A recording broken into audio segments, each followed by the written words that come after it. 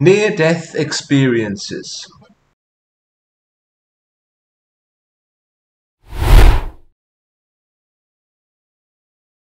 Now, a lot's been written and said about NDEs, or near-death experiences, and I suspect a lot of the so-called research into this area is not particularly scientifically rigorous, and is based largely on anecdotal evidence. Some of it's probably pseudoscience, and some of it's probably just plain gobbledygook.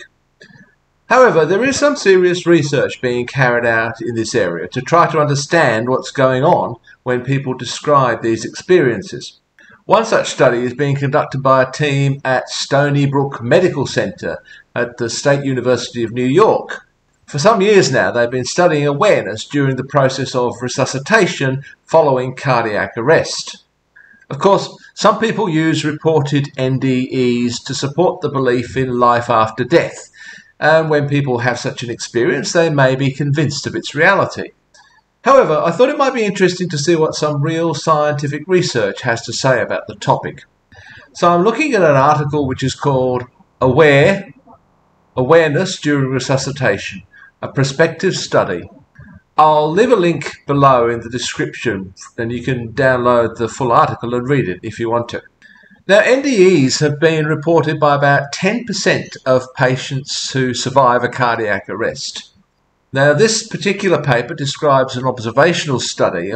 Unlike in the 1990 movie Flatliners, it's not really considered good practice to induce cardiac arrest in people in order to test for NDEs.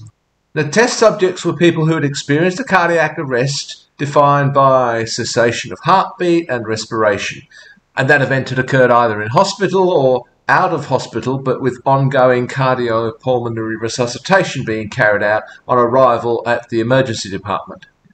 An interview process was undertaken, preferably while subjects were still in hospital, or the experience was fresh in their minds, between 3 days and 4 weeks after the event, depending on the person's health, of course. But some discharged subjects were interviewed between 3 months and 1 year after the event. So there's a considerable variation in the time after the event during which these interviews were carried out. Now, they set up one particular experimental protocol which I think is very important, and indeed it's what really makes this a scientific study in many respects. Let me just explain some of their scientific methodology here. In order to assess the accuracy of claims of visual awareness, in other words, people claim to see things while they were having this experience, see maybe themselves or things that were going on around them. In each hospital where the study was carried out, they had installed a number of shelves, about 50 to 100 shelves, in areas where a cardiac arrest and resuscitation was deemed likely to occur, like emergency departments or acute medical wards. And on each shelf, they placed an image that could only be seen from above the shelf. And they used various images, nationalistic images, religious symbols, people, animals, newspaper headlines, things like that. And these could only be seen from above. So this was designed to fit in with people's usual account of these events, where they see what's going on from above. And these items would only be visible from above. But bearing in mind that perceptions may be occurring after brain functions returned following resuscitation, they also installed on the underside of some shelves an image that could also be tested. This image could only be seen from beneath, so it would confirm that that's what the patient was looking at.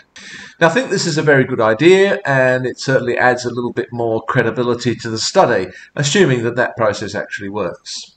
Then they use something called the Grayson NDA scale to determine whether a subject's experience actually qualified as an NDE.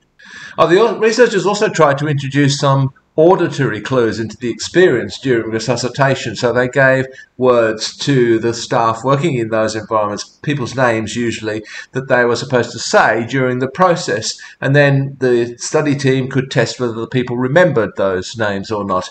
But as it turns out, they were a little bit too busy during the resuscitation process to do that, so that didn't exactly work out. They found 140 suitable subjects, and I would regard that as a fairly small sample to start with. These 140 people completed stage 1 of an interview process.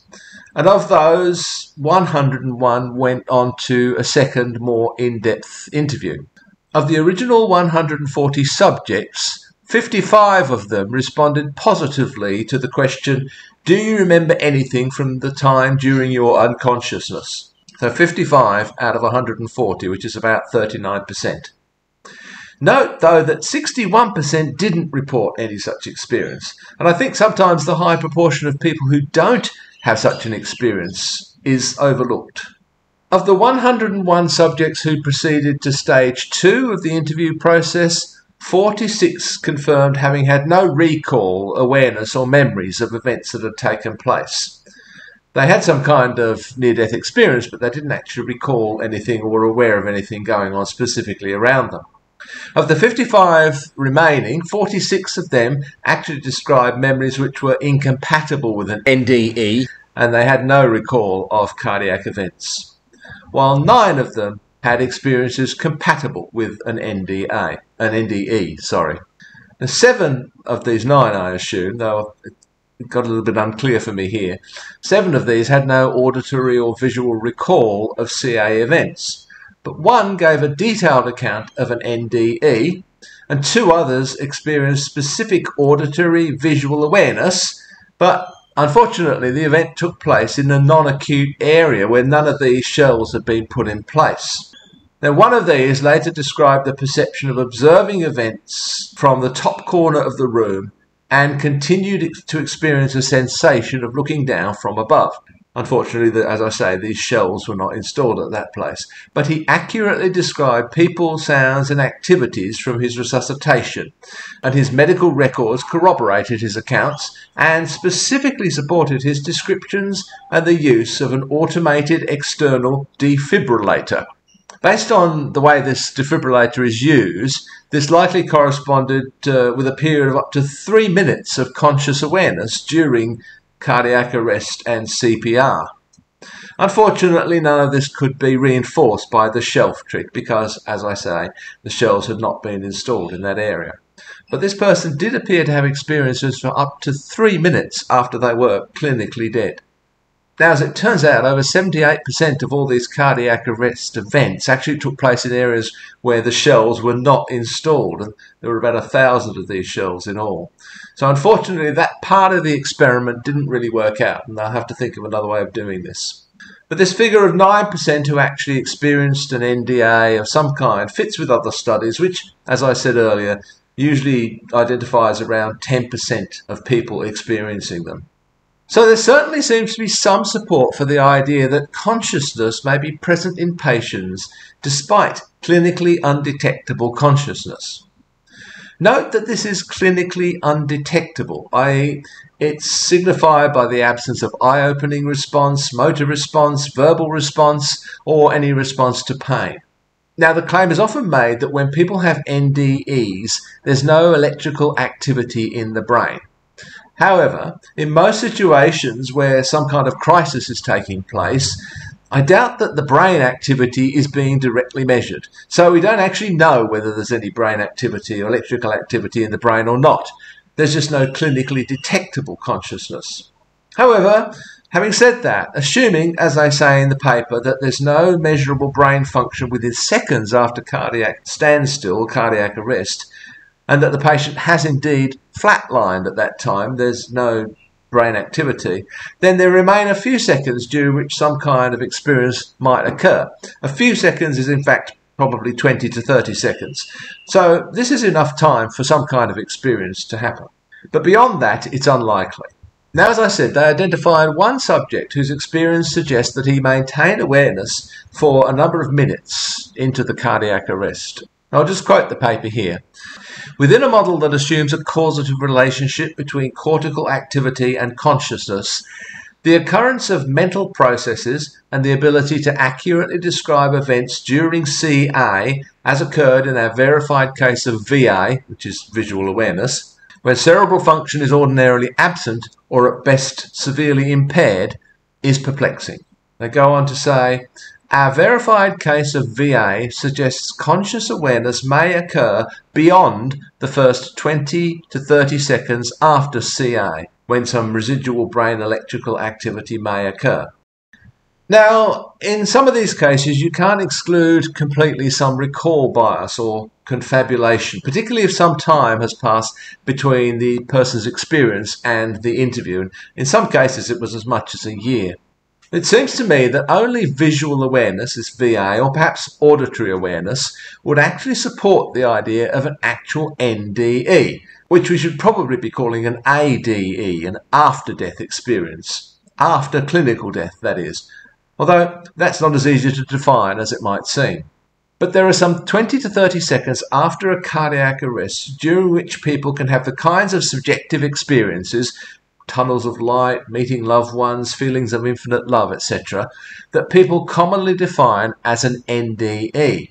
There's also the possibility, I would suggest, that these may occur in the few seconds after the person has been successfully resuscitated, but before they regain consciousness. There's also the very real possibility that people later confabulate to some degree.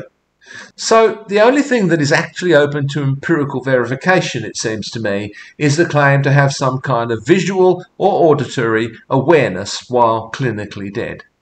This study may have identified one such episode, and it certainly warrants further investigation. Now, it was carried out in 2014.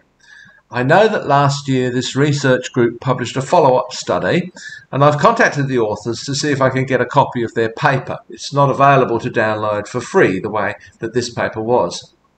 If I manage to get hold of that paper and it adds anything interesting to the story, I'll do a follow-up video. But for now, there at least is some scientific investigation into this question of near-death experience.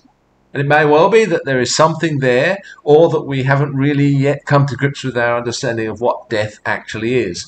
One example that's more or less confirmed is not a huge sample, of course, so a lot of more work has to be done on this area.